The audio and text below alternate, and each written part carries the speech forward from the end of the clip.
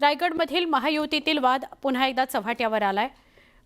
कारण एका कार्यक्रमात बोलताना भरत गोगावलेंनी निवडणुकीतील राजकीय घडामोडींचा उल्लेख केला। बऱ्याच लोकांनी विरोध केला, पण मला कुणी हरवू शकलं नाही, नाव न घेता गोगावलेंनी तटकरेंवर आरोप केलाय। राजकीय वर्तुळात तरी अशीच चर्चा आहे। सगळ्यांची मेहनत, गोरगरिबांचे आशीर्वाद आणि आमच्या नीतिमत्तेमुळे विजय झाला, असं भरत गोगावले म्हणाले। गोगावलेंच्या या वक्तव्यामुळे रायगडच्या महायुतीच्या नेत्यांमध्ये काही वाद आहे का, अशी चर्चा रंगते। माणसाने दुसऱ्यावरती पण किती अवलंबून राहायचं हे पण ठरवायला पाहिजे। म्हणून आम्ही मागे सांगितलं, बऱ्याचशा लोकांनी विरोध केला, सगळं झालं, पण भरत शेठला कोण हरवू शकलं नाहीये। त्याचं कारण हे आमच्या आईवडिलांची पुण्य आहे, आमची नीतिमत्ता, आमच्या मुलाबाळांची मेहनत, आमच्या कार्यकर्त्यांची मेहनत, तुमचे गोरगरिबांचे आशीर्वाद। आम्ही काळजीच करत नव्हतो। एकीकडे हा वाद असताना दुसरीकडे आज 10 महिन्यांच्या प्रदीर्घ कालावधीनंतर खासदार सुनील तटकरे आणि मंत्री भरत गोगावले एका व्यासपीठावर आल्याचं बघायला मिळालं। माणगाव इथल्या यादव गवळी समाजाच्या नूतन इमारतीच्या भूमिपूजन कार्यक्रमाकरता हे दोन्ही नेते एकाच व्यासपीठावर आले। दरम्यान दोघांना एकाच व्यासपीठावर आणल्याबद्दल तटकरे यांनी यादव गवळी समाजाचे आभार मानले।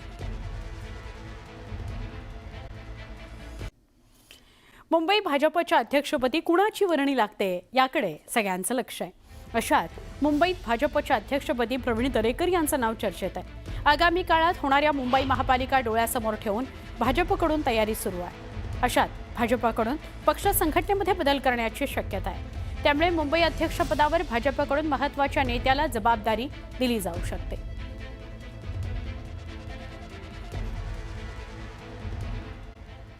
नांदेडमध्ये रविवारी विधान परिषदेचे सभापती राम शिंदेंचा सत्कार कार्यक्रम होता।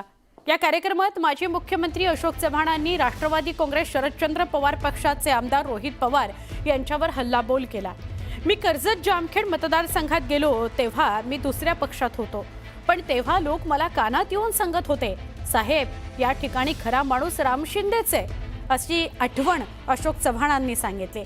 यावर रोहित पवार यांनी विधान परिषद राज्यसभेत जाण्याकरता मला कुणालाही शरण जावं लागलं नाही, हे खरं आहे की नाही तुम्हीच सांगा, असं म्हणत अशोक चव्हाण यांना प्रत्युत्तर दिलं। आता अशोक चव्हाण यांनी रोहित पवारांचे जेवढे वय तितका माझा अनुभव असल्याचा टोला लगावलेला आहे। माझ्या जिल्ह्यामध्ये आले असताना त्यांचा यथोचित सन्मान करणं, त्यांच्याबद्दल गौरव उद्गार काढणं, त्याचं एवढं वाईट वाटायचं काहीच कारण नाही। राज्यसभेत जाण्याकरता शरणाचा प्रश्नच नाही। ते विसरले असतील की मी लोकसभेतही होतो, विधानसभेतही होतो, म्हणजे त्यांचं जेवढं वय आहे तेवढं माझा अनुभव आहे। रोहित पवार आणि गुलाबराव पाटलांमध्ये चांगलीच जुंपली आहे। रोहित पवार यांनी ईडी आणि सीबीआयच्या मुद्द्यावरून केलेल्या टीकेचा गुलाबराव पाटलांनी समाचार घेतला।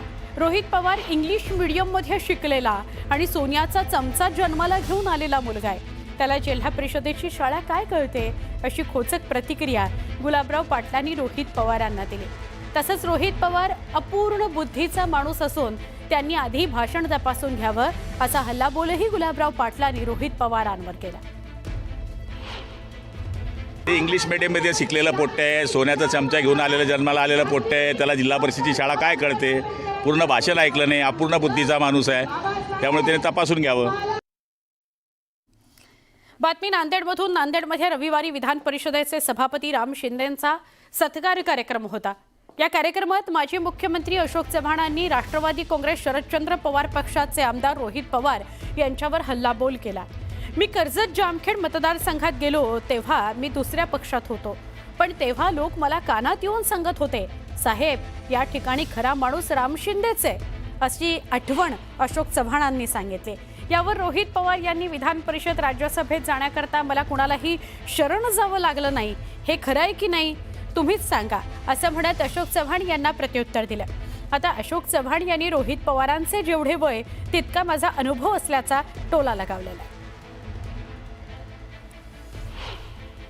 माझ्या जिल्ह्यामध्ये आले असताना त्यांचा यथोचित सन्मान करणं, त्यांच्याबद्दल गौरव उद्गार काढणं, त्याचं एवढं वाईट वाटायचं काहीच कारण नाही। राज्यसभेत जाण्याकरता शरणाचा प्रश्नच नाही। ते विसरले असतील की मी लोकसभेतही होतो, विधानसभेतही होतो, म्हणजे त्यांचं जेवढं वय आहे तेवढा माझा अनुभव आहे.